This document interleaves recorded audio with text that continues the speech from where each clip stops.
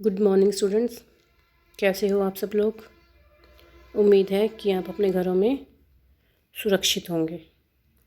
तो बेटा आज फिर हम लेसन करेंगे राम लक्ष्मण परशुराम संवाद। इसके पहले 2 पैरे हम कर चुके हैं।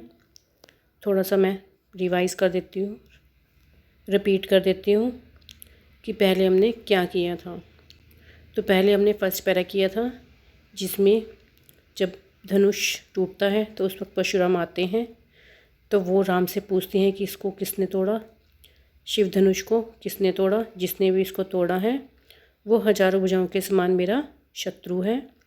वो इस राज समाज को छोड़कर अलग हो जाए, नहीं तो मैं सारे राजाओं को मार डालूँगा।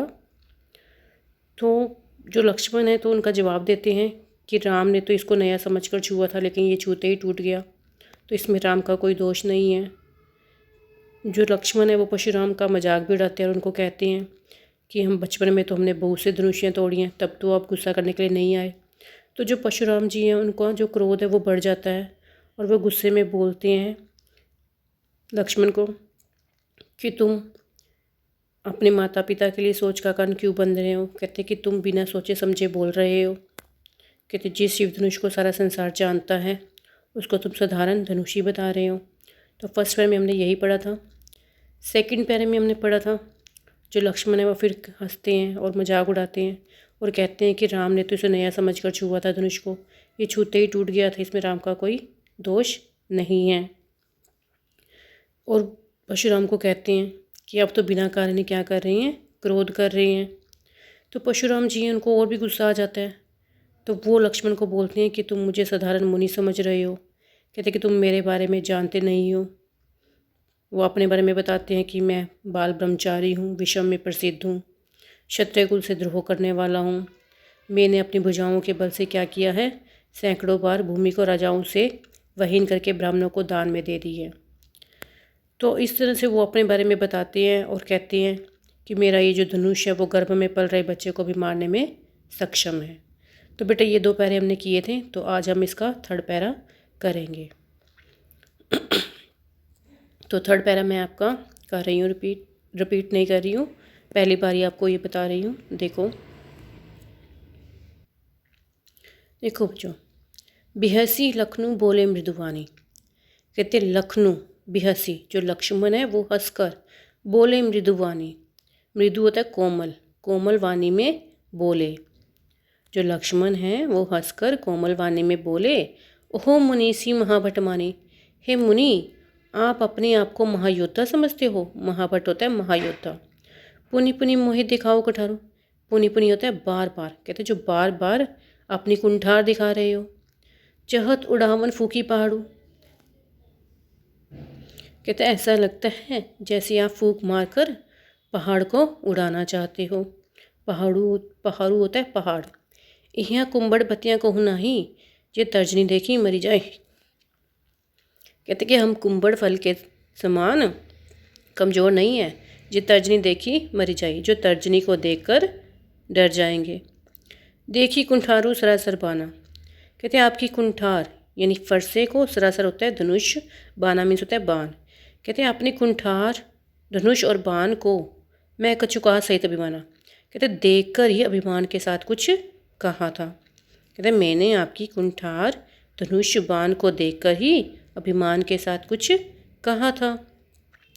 भृगुसुत समझी जनेऊ बिलोकी, जो कछ कहो सहोरिस रोकी। अब आगे जो लक्ष्मण है वो कहते हैं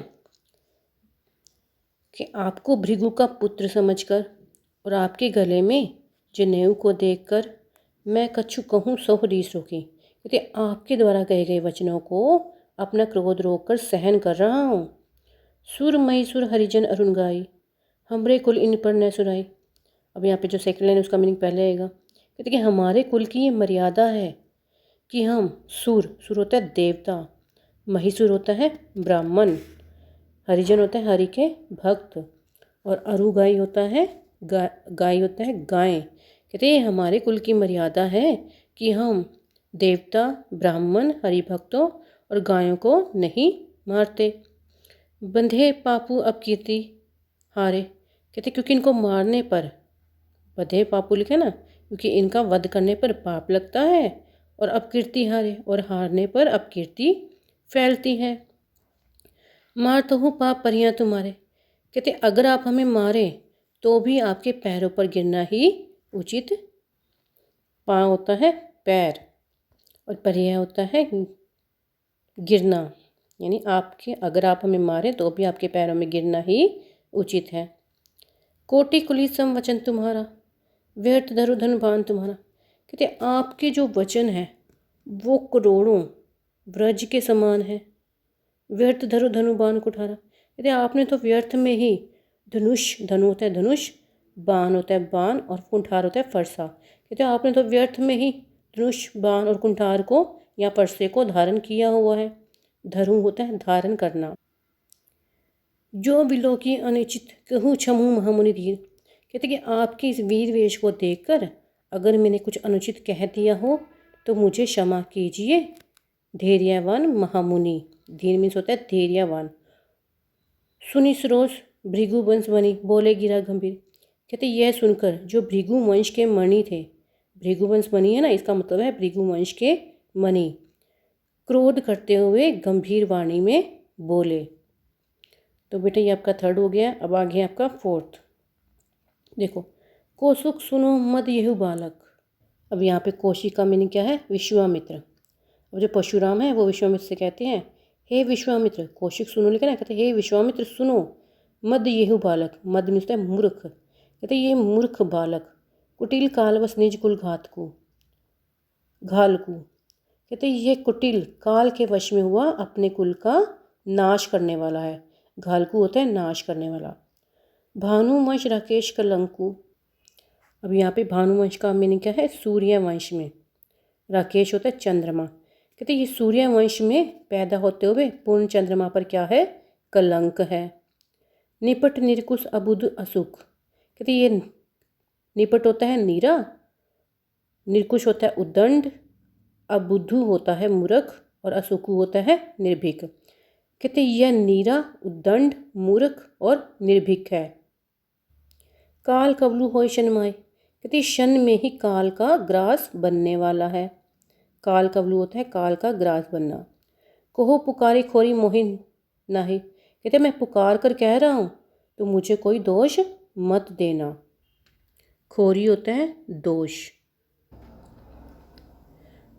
तुम हट कहू जो चहु बारा, कहीं प्रतापु बलुरोशु हमारा। कहते कि यदि तुम इस बालक को बचाना चाहते हो या रक्षा करना चाहते हो तो मेरे प्रताप, बल और क्रोध के बारे में बताकर इसे रोक लो।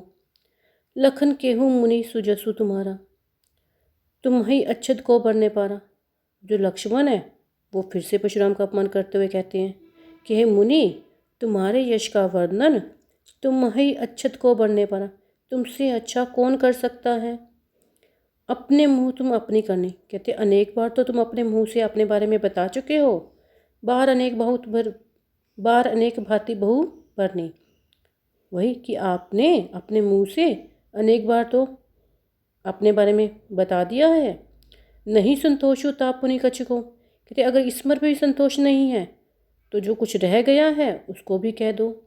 जनि रिस रोकी दुसह दुख सहो। कहते इसके लिए क्रोध को रोककर क्यों असहनीय दुख को सहन कर रहे हो।